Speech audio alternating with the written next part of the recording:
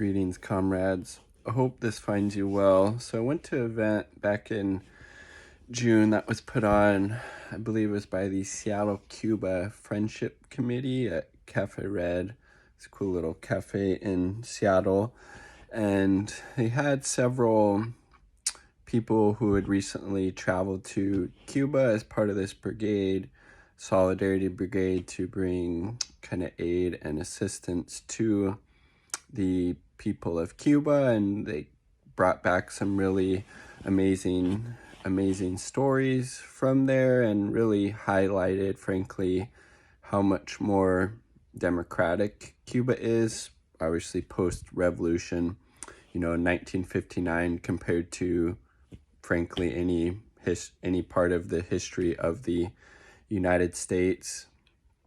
And yeah, so I'm just going to go over some of the kind of highlights, but I'll leave the kind of PowerPoint presentation if you want to look over that. So healthcare, it's a legitimately a horrendous nightmare in the United States. If you're from here, you know that it's oftentimes tied to employment. The United States has the highest cost per capita of healthcare in the US, and yet tens of thousands of people die each year because they don't have adequate healthcare. Medical bankruptcy is also a thing. Health insurance companies deny claims all the time that your doctor literally says that you need. Juxtapose that to Cuba. Healthcare is free.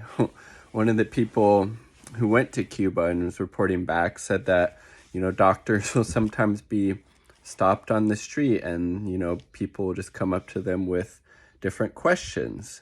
They also have a lower infant mortality rate than the U.S., even though the U.S. government has been trying to, or had them under, sanction and blockade for the last, six decades at this point. 4 deaths per 1,000 live births in Cuba. It's 6 in the U.S. So that's 2 more babies dead per 1,000 live births in the U.S. Why? We have a for-profit healthcare system. Cuba doesn't. Cuba has a healthcare system designed to meet the needs of the people, not for profit. Okay. Yeah, and then there was this one example. They talked about this mother in Cuba, soon-to-be mother, was pregnant with twins, and that's, kind of considered a high-risk pregnancy. She was allowed to stay in the maternity ward, basically shortly after she became pregnant, for her whole pregnancy, so almost 9 months. No cost, and they also mentioned how they had good food. Food at the hospitals in the U.S., complete shit. Think about that. How much that would have cost a pregnant woman in the U.S. to stay in a hospital for 9 months. In Cuba, they had a high level of care, and it was free. Cuba also has the highest rate of doctors per capita in the world. So I believe it is 6 doctors per every 1,000 people in the world. It's the highest rate in the world. They also talked about how they have a commission in Cuba that looks at the mental health of people working in the hospitals. We have something like that here? Of course not, because it's designed for profit, not designed to meet the needs of patients or the workers in the hospitals themselves. They also talked about the top 15 causes of death in these 2 countries. 2 of the top ones in the U.S. are drug use, so drug overdose, and suicide, not in Cuba. And, why people dying by drug use or suicide, a lot of reasons. But particularly in the U.S., I would say it's because the material conditions continue to get worse and worse for the working class. We are being exploited more and more. We are disconnected from ourselves, from our labor, from each other, lack of community, lack of connection. We don't have our basic needs met. And then so you turn to drugs, you turn to self-harm. Cuba, you don't have that issues. And then they also, one of them talked about, the U.S. government and corporate media here talk about how, Cuba is the repressive regime. They're the, totalitarian state, when it's obviously a huge case of projection. One of the people who went on this brigade, when they came back to the U.S., they were interrogated by, customs or border patrol, whatever it was. And then, being asked about their political beliefs. I mean, okay, they didn't receive that treatment in Cuba, but when they came back into the U.S., they faced that political repression, right? Then obviously, Cuba needs to be removed from the state sponsor of terrorism list. People can't actually travel to Cuba as tourists. Like, it's fucking ridiculous. Cuba has free higher education. Do we have that in the U.S.? No.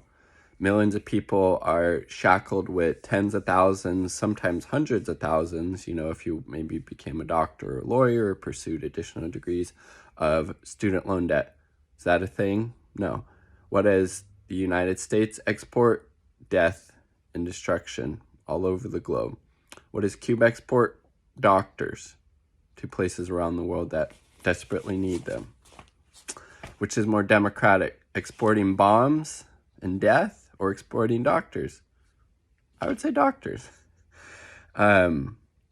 Evictions are illegal in Cuba. Housing is seen as a Cuban right, not a commodity. What do we see so oftentimes in the U.S.? We see people being forcibly evicted from their homes by police, right? Because police in the U.S. uphold capitalism and white supremacy. There is no money in elections in Cuba. No money. Think about that.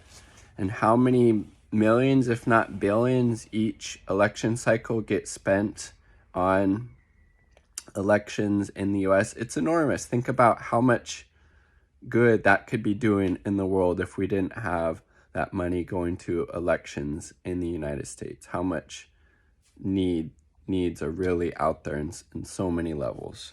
And then for the local municipal elections, people can't actually run themselves. They have to be nominated by, a neighbor, a friend, whatever it may be, which is kind of cool because you don't have people running just because they think they're so great or wonderful. Other people have to think you're great or wonderful, that you would do a good job. So other people have to nominate you for that. Auto voter registration at 16. Voting day is also a national day off. Pretty amazing. And then there was something, maybe that was it for that, but that's pretty freaking cool, right? Union rates. 98% of Cuban workforce unionized. It's really high. I think in the U.S. it's 15, 20. I don't think it's much higher than that. And if you have a union job, you're more likely to obviously have protections in the workplace against, unjust firing. You're also, guaranteed, pay increases over time because that's written into the, collective bargaining agreement. You're more likely to have better retirement, better pay, etc. Much higher union rates in Cuba compared to the U.S. That's more democracy in the workplace, right? 44-hour work week max. The United States, the grind culture, there's so many people that are forced to work 2 jobs, 60, 70 plus hours a week. Cuba, that's illegal. 44-hour work week max. It's paid maternity leave. Fully.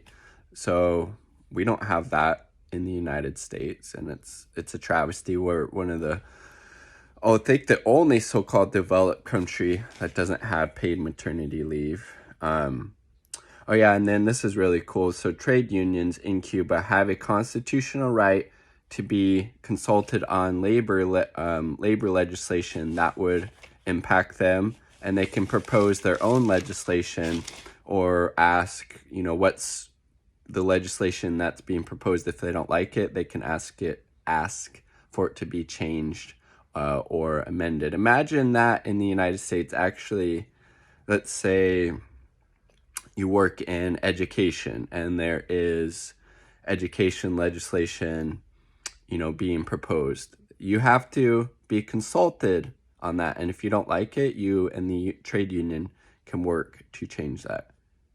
Much more democratic process than what we have in the United States, where all of the legislation is more or less bought and paid for by corporate and special interest and doesn't reflect the needs of the working people at all. Let's see. Artists receive a basic income, and this state sets up, I don't know if it's a website or if it's like an in-place thing, but where artists are able to put their work on this thing and being able to sell it there. So the government helps kind of facilitate that process. And then this one person who traveled on that brigade talked about this epic collective bargaining win, where there was this, I believe it was the sugarcane union, this resort. They're able to collectively bargain for the families, the workers and the families, to have access to this resort on the beach where they could come stay at any time. And there's like really good food there that was prepared. I mean, think about that. That would be wild to think, to be able to collectively bargain something like that here in the United States. And there was more than that. These were just some of the highlights I wrote down. I'll leave the PowerPoint down below. And again, yeah, one of the reasons that the U.S. doesn't want people to be able to travel to Cuba is because they don't want to see what life is actually like there. The free education, the free, very high quality healthcare, the connection that people have to each other and upholding the Cuban Revolution, and how, union rates are really high and workers have all these protections in the workplace. How they don't have money in politics, and how people have a real voice in laws and legislation that, impacts them, and like how they recently passed that very progressive family code, and how there were so many meetings and so many millions of people there participated in that process, and how they're expanding reproductive health care while those rights are being curtailed and drastically cut back in so many ways in so many states here in the United States. So different, so much more democracy going on in Cuba than we have in the United States. And again, that's why one of the reasons that the U.S. government, corporate media demonizes them so much, because it's a big case of projection. So kudos to the Seattle Cuba Friendship Committee for putting on that event. And yeah, I definitely hope to travel to Cuba one day on one of those brigades, and experience for myself what it's like in Cuba, and definitely need to brush up on my Spanish, my Espanol a bit. Peace, much love, all part of the people.